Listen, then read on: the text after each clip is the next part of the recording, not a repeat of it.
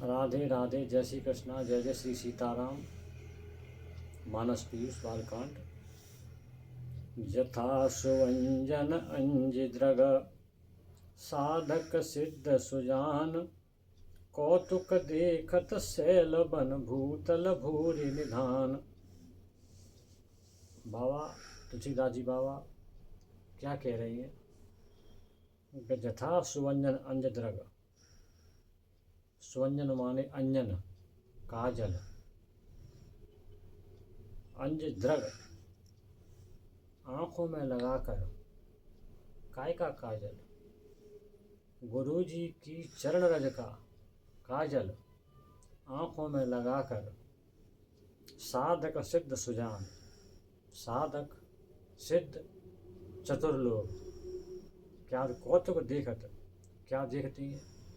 सहज ही शैल में यानी पर्वतों में, वन माने वन में और जल में, और भूतल माने जमीन पर,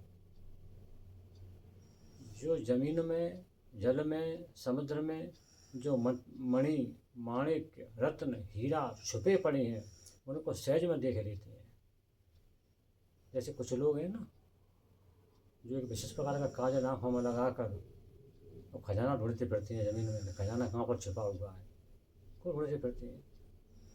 इसी प्रकार जो अपना काजल है, उस काजल को लगाने से आँखों में जलन भी होती है, आंसू भी आ जाता है, और वो काजल आँखों की सफाई करता है बस। लेकिन गुरुजी के चरण रज का जो काजल है वो क्या करता है? अपने ज्ञान रूपी नेत्रों को खोल देता है, और ज्ञान रूपी नेत्रों के खुल जाने पर जो वेद पुराण है, शास्त्र हैं, रामचरितमानस है, श्रीमद् भागवत महापुराण है, उनमें जो भगवान की लीला कथा भरी पड़ी हैं, उनको उनमें से छांट लेता है, उनको उनमें देख लेता है। ये बाबा का अभिप्राय। याज्ञवल्क्य जी महाराज कर्मकांडी थे, यानी वो साधक थे। शिवजी कौन थे? ज्ञानी थे। तो वो कौन थे? सिद्ध थे। और काकभूषण जी कौन थे? वो उपासक थे, यानी वो सुजान थे, चतुर थे।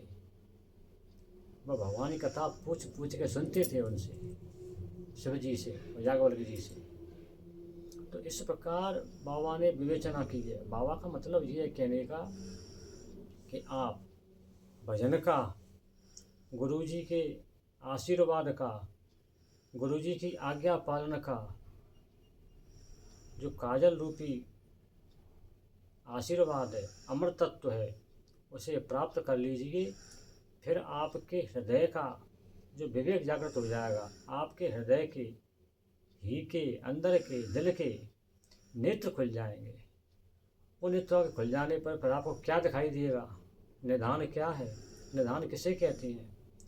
निधान का मतलब है कि बहुमूल्य चीज़ों को, जेवरों को, हीरा जवाहरात को एक बर्तन में बंद करके और ज़मीन में छुपा कर रख दिया जाता है, उसको निधान कहते हैं। उस निधान को ढूंढ लेगा तुम्हारा हृदय, तुम्हारा मन, गुरु जी के आशीर्वाद प्राप्त करके। ज़मीन में कहाँ छुपा पड़ा है, पानी में कहाँ छुपा पड़ा है, आसमान में कहाँ छुपा पड़ा है, श्रीमद् भागवत महापुराण में, इन ग्रंथों में कहाँ भगवान की लीला, अति सुंदर लीला कहाँ छुपी है, कौन से अध्याय में है, किस बात का क्या अभिप्राय है, उसको आपका हृदय अपने आप ढूंढ लेगा।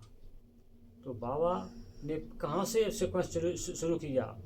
गुरु वंदना की, गुरु के पदों की वंदना की, नख वंदना की, रज की वंदना की।